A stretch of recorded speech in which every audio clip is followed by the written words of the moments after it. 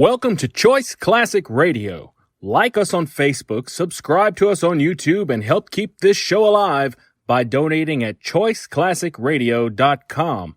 For more of your favorite old-time radio shows, join us on our companion podcast, Choice Classic Radio Detectives, where we bring to you tales from the greatest detective shows the golden age of radio had to offer. And now, with 526 episodes broadcast from 1941 to 1952, we bring to you The Inner Sanctum Mystery.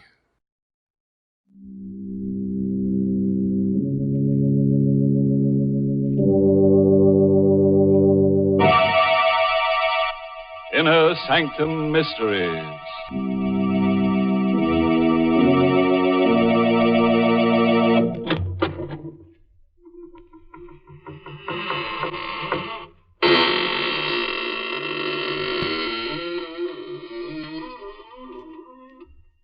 Good evening, and welcome once again, friends of the Inner Sanctum. Don't hesitate, come right in. Once you get used to these grim surroundings, you'll never leave. Nobody ever does. Once you're in, you're out. This is the kind of place that grips you. The kind of place where the bars hold and no holes are barred. So come right in.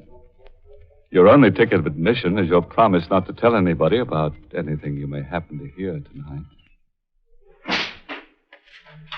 Brett, what a coincidence meeting you here at the post office. Yeah, got to mail a package. Yeah, so do I. Hey, our packages are identical. Yeah, that is a coincidence. Yeah. Same size, same kind of fiberboard boxes. Even the same reinforced wrapping tape. Well, I'm mailing something fragile. Oh. You should see the cushioning. Now, that's a coincidence. I'm mailing something fragile, too. 2 very rare unicorn lamps. I wrapped each one separately. Hey, it wasn't easy with those horns, let me tell you. Unicorn lamps? Yeah. I'm mailing unicorn lamps No. to a special someone in Cleveland. Cleveland? Now, that's really a coincidence. I thought Katie was going to be the only one in Cleveland with unicorn lamps. Katie. Yeah. Did you say Katie? Yeah. Talk about coincidences. Whatever your package, wherever you mail it, remember the 3 C's of good packing: appropriate container, proper cushioning, secure closure. For more information, contact your military postal service.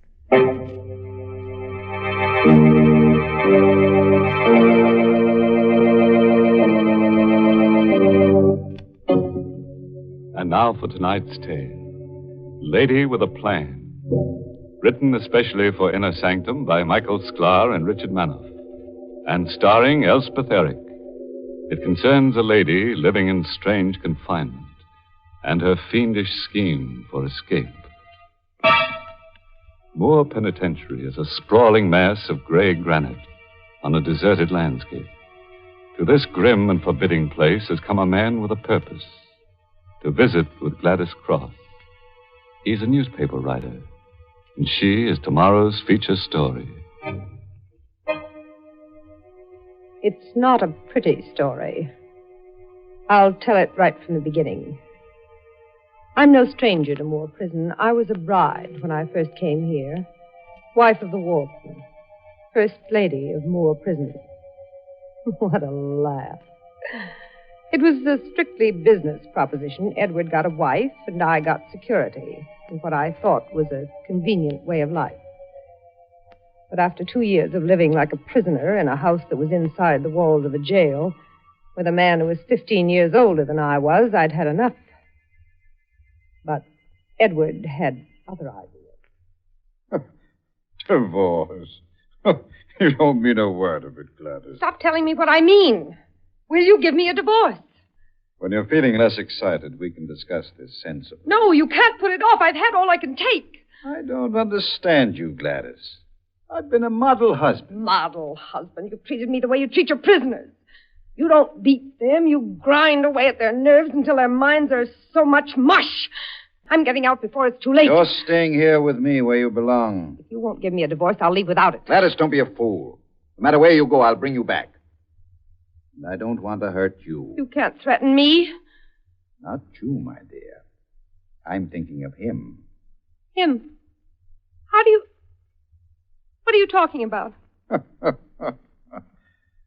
there is a man. You're inhuman. No, dear, just a model husband trying to keep his home intact.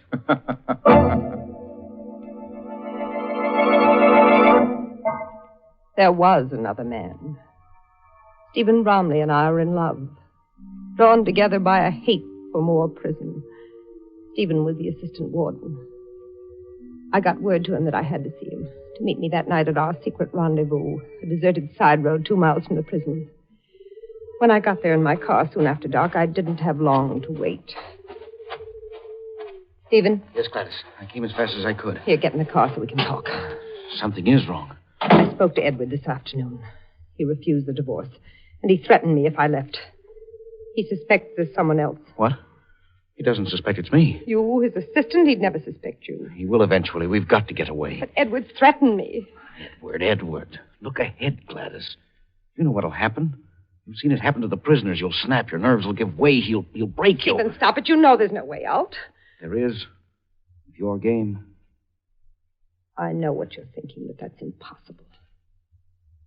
We could never get away with it. If we could, would you do it? Tell me how. Bucky Briggs. Briggs, the lifer? Uh-huh. You can have him transferred to work in the laundry. Assigned to handle your stuff when you bring it down. What are you getting at? Bucky hates the warden worse than you do. Given half the chance, he'd strangle him in a second. Now talk to him. Begin to feel sorry for him. Let him think you want to help him make a break. Then what? Then all we've got to do is give him the chance to use his hands on Edward. For 2 hours we talked. By the time we parted, our plan had been worked out in detail. It was a plan for murder. Murder with clean hands.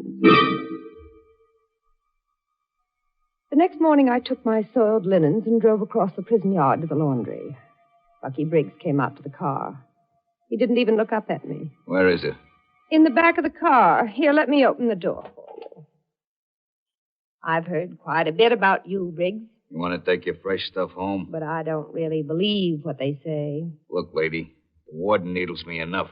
I don't have to take it from you, too, see? Well, I don't know what you mean. You want your fresh laundry, don't you? In a minute. I just want you to know that I'm interested in your case, Bucky. So's your husband. Get your laundry now. All right, Bucky. The seed was planted. All it needed was time. I began to plan the visits to the laundry in advance. The remarks I would use, dropped intimately and at close quarters out of the earshot of others. And after a month, it came like the fulfillment to a patient prayer. I was at the laundry waiting for Bucky to bring my clean stuff to the car.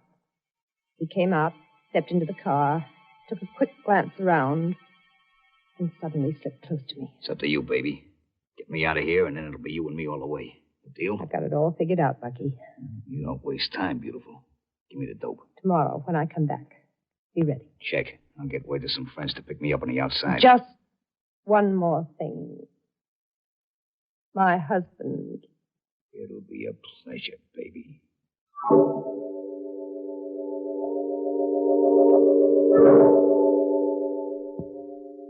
I made a final check with Stephen, and then everything was set.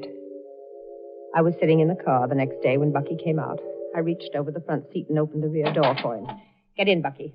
And stay down. Spot me. It's been fixed. The guard's busy on the other side.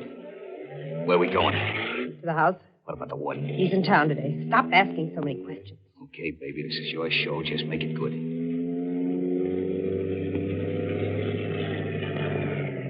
This is the back of the house. Not a soul in sight. Now follow me out. Hurry.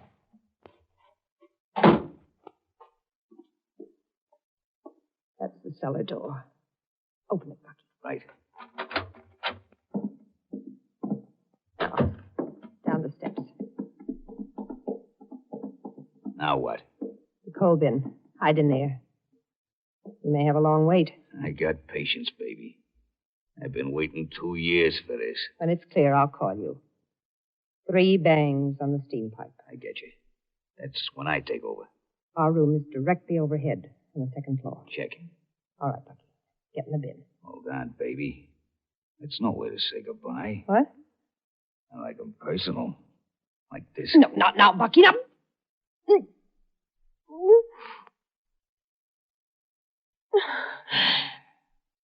That's more like it. Something to remember you by.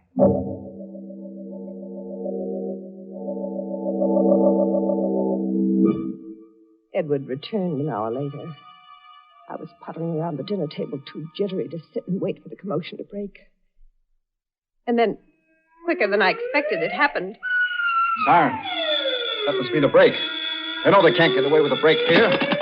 Hello. What the devil's happened? Briggs, form a searching party and wait for me. I'm coming over. Briggs is broken out. Any sign of how he did it? Nobody won't get far. I'll find him. And when I do, I'll break him for good.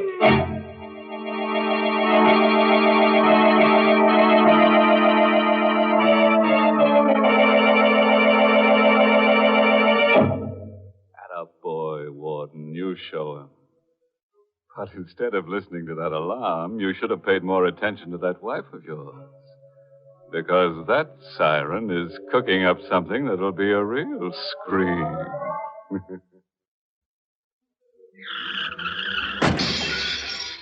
Help. Somebody, please. Help me. Most of us wouldn't think twice about answering a plea like that. We'd help save a life in an emergency, even if it were a total stranger.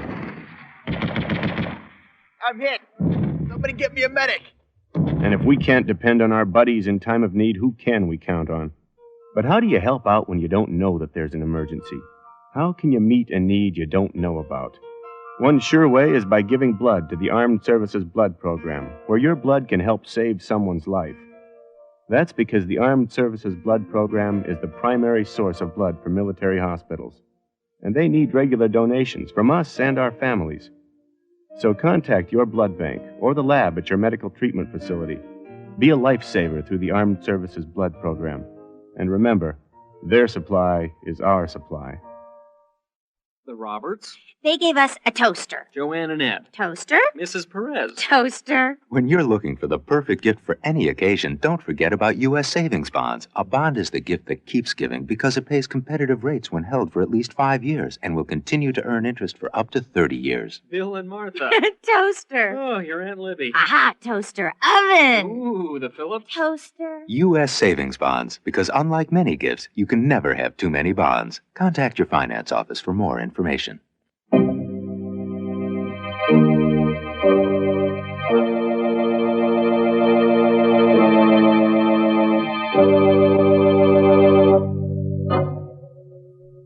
And now, back to Our Lady with a plan. And what a plan. Her husband, Warden Cross of Moore Penitentiary, is searching for Bucky Briggs, an escaped convict. But Gladys has hidden Bucky in the cellar of the house. He's waiting there now to kill the warden. And Gladys, she's waiting, too, for murder.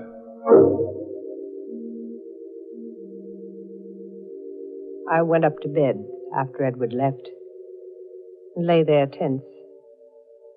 The sirens had stopped. For hours, there was dead quiet everywhere. Then, close to midnight, I heard the door open downstairs. It was Edward. I could tell from his footsteps that he was tired, defeated. I lay perfectly still, waiting for him to come in. Gladys, Yes? still up? Yes? Got away. Incredible. Got away. No one knows how. I didn't answer. He was a different person, harried, shaken. I watched him as he undressed. He looked suddenly older than ever, and I felt a sickening revulsion at the dejected spectacle he had become. I lay perfectly still as he slipped into bed and fell off to sleep.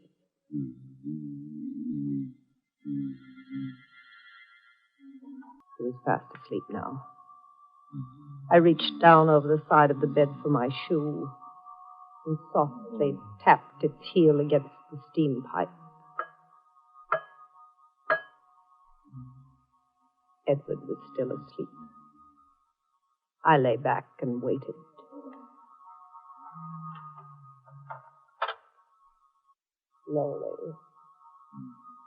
Slowly. And Bucky's silhouette stood outlined in the half-light from the hall. He moved quietly into the room right past me. In a moment, his big, hulking figure, looking more gorilla-like than ever, stood towering over Edward's bed. I saw his hands reach out cautiously for Edward, but just a moment too late. Who is it? Get away from me. Get away. This is the payoff, Warden. Edward was awake, and like a flash, he twisted out of Bucky's reach. I sat there paralyzed as they both crashed to the floor. Desperately, Edward tried to tear Bucky's hands from his throat, but Bucky held on tighter and tighter, digging his fingers deeper into the soft fleshiness of Edward's throat. That is not heaven's sake. Help. I didn't move. I didn't speak. And he understood. Gladys, you'll never get away with this. Shut him up, Bucky. Easy, baby, easy. Another squeeze of his throat.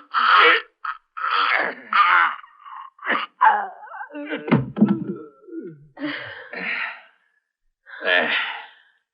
Just like you wanted him. I want to see for myself. You don't have to. When I twist her neck, it stays twisted. Dead. Now get me out of here. There's a rope and a scaling hook behind the cellar door. Check. Stick close to the house until you reach the hedge. Then out across the south wall gate. Check. All right, now go.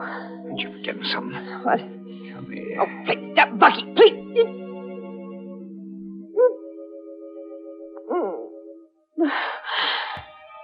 No. Gotta do this more often.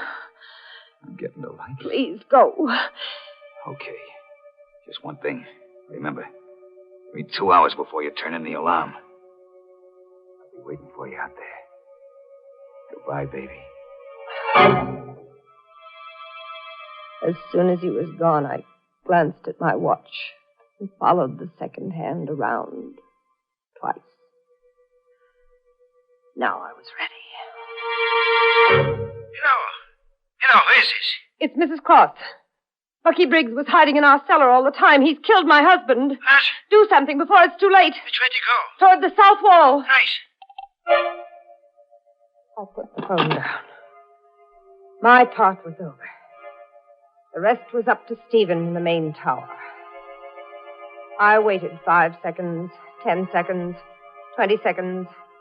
Then all of a sudden it came like a million shrieking demons.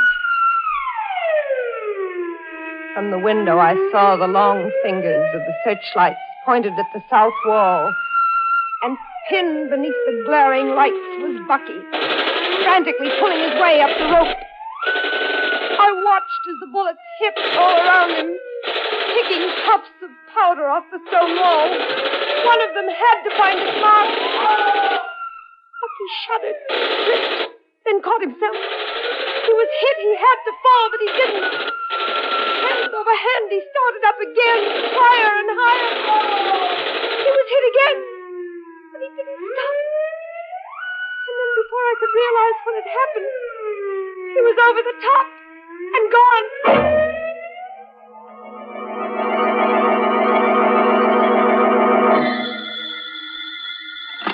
Hello? Mrs. Cross? You found him on the outside? No, not to trace him. Bucky got away. But how? He was hit twice. That's right. The car must have picked him up. But we'll get him. Unless those bullets kill him first. He's got to die. He can't live. He mustn't live. Don't worry, Mrs. Cross. We'll find him. Dead or alive. I hung up, dazed. Now Bucky was out there, waiting for me. A light, a machine gun. He knew now that I'd double-crossed him, and he was waiting out there to kill me. The next week was a nightmare. Edward's funeral, the messages of condolence. No chance to see Stephen alone. And then one night a week later, he came to me. Nervous, worried. We messed it up, Gladys. No trace of Briggs, which means he's alive and out there. That's not so safe for you. But we're safe here. Of course, Gladys. We just happen to be leaving here. Oh, no, Stephen, I'm not going. That's impossible. The new warden's arriving next Tuesday morning. Oh, I hadn't thought of that. Gladys, even if you could stay on, I'd argue against it. But what about Briggs? It's a big world out there, remember? We'll get lost in it, you and I. So lost that no one will ever find us. Not even Briggs. Say you'll go. Well, I have no choice, I suppose. Good girl. Now listen, I've got it all figured out. Our resignation is in, takes effect next Tuesday night. Tuesday morning, you take the train to New York and head straight for the Hotel Empress. Don't budge out of your room. I'll be along in the evening, okay? You're not listening. I was thinking of something. What?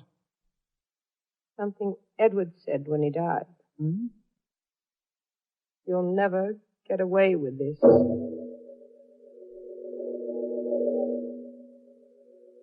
Tuesday morning, I was on the train for New York. It was a short, pleasant trip. And my fears began to disappear. Once I reached the crowds of Grand Central Station, I knew I'd be safe. I threaded my way through the crowd, just one of thousands of people. And suddenly there was a hand on my shoulder. Hello, baby. Bucky. What are you doing here? How did you find me? I've been waiting for you, baby. Like I said. I got friends back there. The grapevine tipped me off when you was leaving, and here I am. But I... The bullets, just like nothing. Takes a lot to stop me. Come on, let's get out of here before some fool spots me. No, wait, Bucky. Just give me a minute. I've got to call my hotel to hold my room for me. Can't wait? Well, if I don't call, they'll cancel it. Okay, but only a minute. Make your call over there so I can keep my eye on you, sweetheart. I don't want to lose you. Bucky had nodded toward a drugstore. It was a slim chance, but it was better than I'd expected. I entered the store, made a quick dash for the other door. I flung it open and raced madly toward the taxi stand. Over my shoulder, I caught a glimpse of Bucky. He'd seen me. Hey, wait a minute. I ran to the cab and jumped in. Hotel Empress in a hurry, and lose that cab behind us.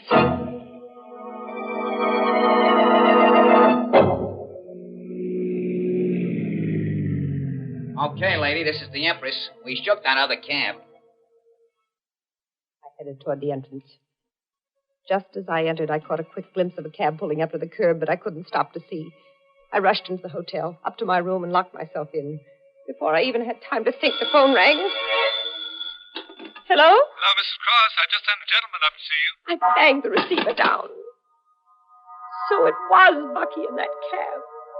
I had to get out. There was only one elevator, and I couldn't try the stairs because I didn't know which Bucky would use. I had only one way out, the desperate way, and I decided to take it. I unlocked the door. I turned off the lights, and I took a pair of scissors from my handbag and waited behind the door. I wasn't a moment too soon. Come in. I pressed against the wall behind the door and watched it open slowly. Then, leaping forward, I plunged the scissors into his back. Oh! That's me, Stephen. Stephen! You said you were coming at night. What? I left earlier to surprise you. Why didn't you phone? You hadn't arrived yet. Oh, Stephen.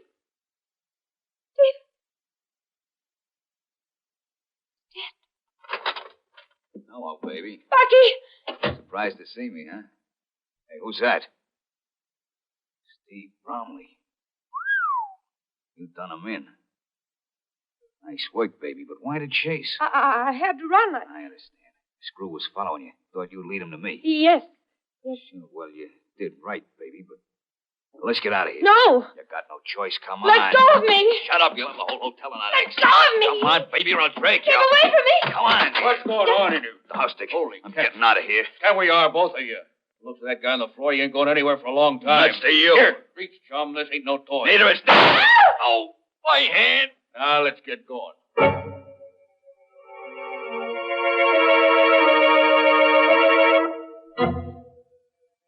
There isn't much more to tell.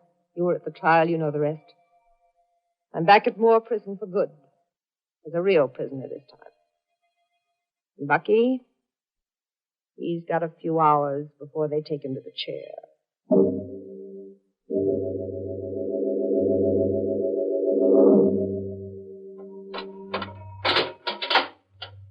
Mrs. Cross, What is it? Bucky Briggs is just outside the cell. Due to go in 15 minutes. Wants to talk to you before he goes. To me? All right. Doesn't matter anymore. Briggs, it's okay. 5 minutes, Bucky. And we're just outside. Hello, baby. I don't have anything to say to you. Yeah, but I got something I want to ask you before I go. It's bothered me ever since I was nabbed. All right, ask. Why didn't you leave when I asked you to back in that hotel room? Why? You're laughing about. As if you didn't know. No, what? If I went with you, I knew it was the end for me. What are you talking about? You wanted to kill me. Me kill you? What do you figure Oh, out? stop acting, Bucky. It doesn't make any difference now. All right, so I double-crossed you the night you escaped. I called the tower exactly 2 minutes after you left. What? So that's how they picked me up so fast. I thought you knew. What a sap. Then what a sap. Bucky! You dirty double-crosser. Bucky, keep away! Oh! Double-crosser. throat! Double-crosser. Get your I'll hand break your off neck. her. Let her go, Briggs, or I'll shoot. You're too late, screw.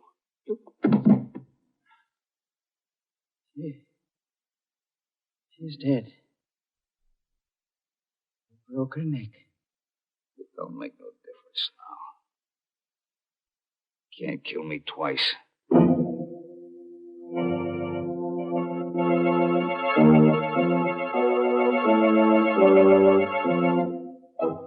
Now there's a nice, gentle character, that Bucky.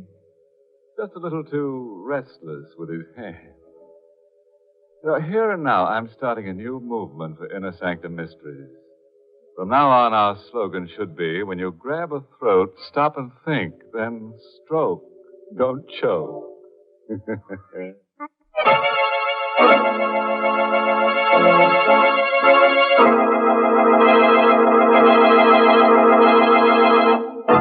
Before we say goodnight, friends, here's an epitaph for the tombstone of Gladys Cross.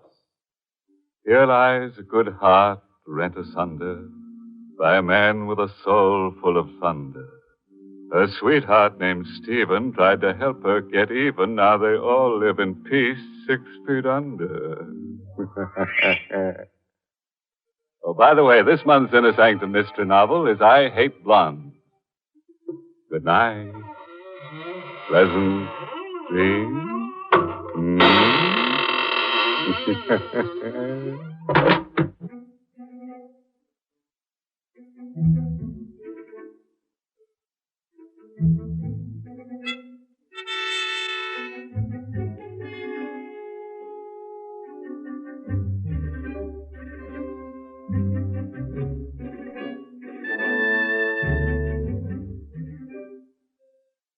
Try Lipton's Noodle Soup.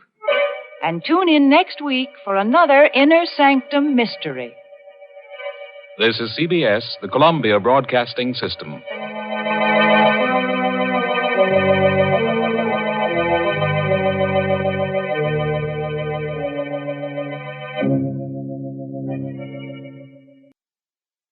That concludes today's episode.